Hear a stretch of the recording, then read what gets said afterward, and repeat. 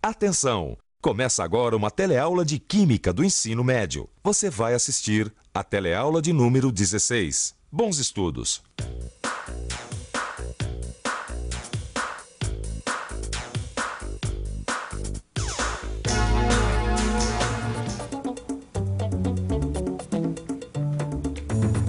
Oi! Você já sabe que o gás de cozinha é muito perigoso e pode causar explosões. E está sabendo também que para pegar fogo são necessários pelo menos 3 elementos: o combustível, o oxigênio e o calor. Mas será que qualquer mistura de gás de cozinha e ar explode? Se você também ficou na dúvida, preste atenção, pois é exatamente sobre isso a nossa teleaula de hoje. Você vai ver também quais são os perigos no uso dos combustíveis gasosos, principalmente no caso de vazamentos, e quais os limites de inflamabilidade desses produtos. Ô, seu Júlio, tá bom o movimento hoje, hein? Tá ótimo! Olha, a hora que der um tempinho aqui, eu quero continuar sobre aquele assunto do gás, hein? Opa, ótimo! Com a ajuda do seu Júlio, a gente vai conseguir destrinchar esse assunto. Prepare o seu gás.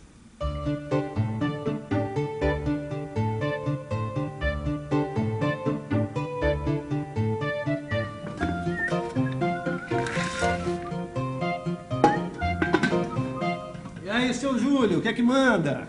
Sabe, eu fiquei mais interessado em saber sobre o gás de cozinha. Afinal de contas, eu trabalho o dia inteiro com gás. E você, como tá entendido aí nesse assunto, Obrigado. pode me passar tudo que você sabe, né? Bom, entendido, não sei se eu estou, mas eu já aprendi bastante coisa. Eu aprendi que para pegar fogo, precisa pelo menos 3 elementos: o combustível, o calor e o oxigênio. Quer dizer que se faltar um desses 3 elementos, não pega fogo de jeito nenhum. Exatamente, é o triângulo do fogo. Sem um desses 3 lados, o fogo deixa de existir. Pera lá, o oxigênio não tá no ar? Tá, exatamente por isso é o mais difícil de evitar. Então a gente tem que tomar muito cuidado com os outros 2 elementos, que é o combustível e o calor. Mas que cuidado que a gente tem que tomar com os combustíveis? Será que existe um combustível pior que o outro, mais perigoso? Claro que existe. Os combustíveis que estão na forma de gases, ou os líquidos que se transformam em gases facilmente, porque além de ser, eles provocam explosões. Ainda bem que o gás de cozinha tem um cheiro forte. Dá pra gente perceber logo quando tá vazando, né? Será que o gás de cozinha tem mesmo esse cheiro? Não tem não, na verdade o gás de cozinha não tem cheiro nenhum. Ele é uma mistura do gás propano e do gás butano. E o cheiro que a gente sente não vem dessa mistura. Ele é colocado ali de propósito para alertar as pessoas. Adiciona-se à mistura que produz o gás um cheiro bastante forte para que as pessoas possam perceber caso haja vazamento de gás. Nós vamos ver agora como é feito o engarrafamento do gás de cozinha, que por ser altamente inflamável exige muitos cuidados. Existem luvas que servem para proteção contra elementos cortantes ou até mesmo contaminação cutânea. Olha, o extintor ele é um equipamento muito importante para o combate ao princípio do incêndio.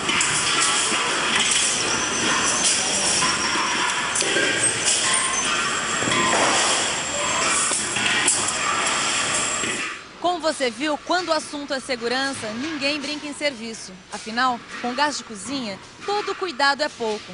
Apesar da sua grande utilidade, o gás de cozinha apresenta 2 problemas caso haja vazamento: a asfixia e a explosão. Asfixia, suspensão da respiração, sufocação. Quer dizer então que o gás de cozinha pode sufocar uma pessoa? Claro que pode. Ué, mas por quê? Ele é venenoso? Veja bem, ele não envenena, ele não é tóxico. Ele sufoca, asfixia. Mas como ele asfixia? Olha, eu vou dar uma pista. O gás de cozinha é mais pesado que o ar. Agora, pensem um pouco e descubram por vocês mesmas.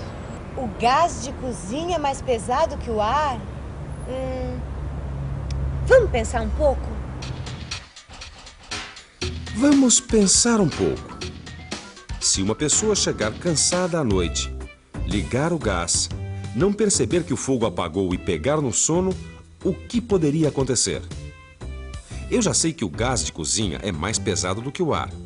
Se tiver um vazamento, o gás vai descer e ficar na parte de baixo do ambiente. E aí, o oxigênio vai sendo expulso pelo gás. E eu não tinha pensado nisso. Mas a respiração da pessoa também vai estar consumindo oxigênio. Isso vai diminuir ainda mais a quantidade de oxigênio do aposento. Vai chegar uma hora em que essa pessoa não vai ter mais oxigênio suficiente para respirar. É isso. Vai acabar o oxigênio e a pessoa vai ficar asfixiada. Que perigo, hein? Olha, pra você ter uma ideia, não é só o perigo da explosão, não. Eu não sabia que era tão perigoso. Pelo que você me disse, se alguém riscar um fósforo naquela hora, BUM! Por exemplo, se o senhor acender a luz, a faísca elétrica também vai causar a explosão. Mas é isso que eu quero saber. Por que acontece essa tal explosão? Bom, o que eu li sobre isso é que quando se queima um combustível gasoso, forma-se um volume muito grande de gases. E a queima dos gases acontece muito rápido. Porque no estado gasoso, as partículas do gás e do combustível podem se encontrar mais rapidamente porque estão soltas.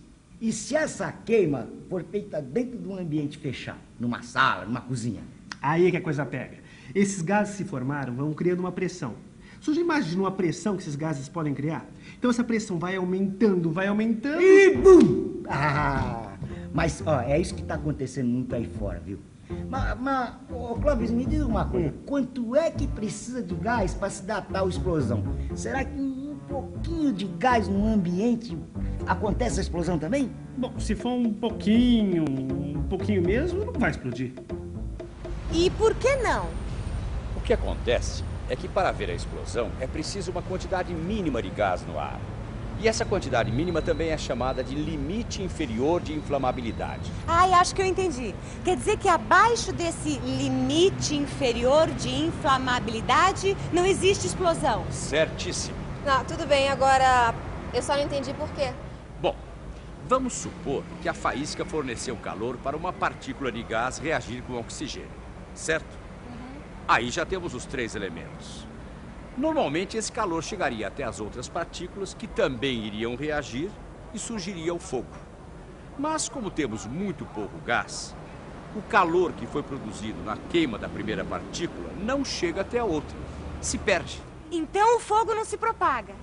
Mas olha, e se tiver muito, mas muito gás dentro do ambiente? Assim como tem o limite inferior de inflamabilidade, tem também o contrário, o limite superior de inflamabilidade. Ah, isso quer dizer que acima desse limite também o fogo não pega? Isso mesmo. E eu vou explicar por quê. Agora, o calor chega facilmente até a outra partícula de combustível. Então, o combustível poderia reagir com o oxigênio e o fogo se propagar. Mas está faltando justamente o... oxigênio! Claro, o gás expulsou o oxigênio. Então, sem oxigênio, nada feito. É preciso haver os 3 elementos para haver fogo. Então, chegamos à conclusão de que limite inferior de inflamabilidade significa falta de combustível no ar. E de que limite superior de inflamabilidade significa falta do oxigênio. E combustível e oxigênio, além do calor, são necessários para o fogo. Por exemplo, vamos fazer uma experiência. O que é que queima mais rápido? Uma folha de papel ou um maço de papel?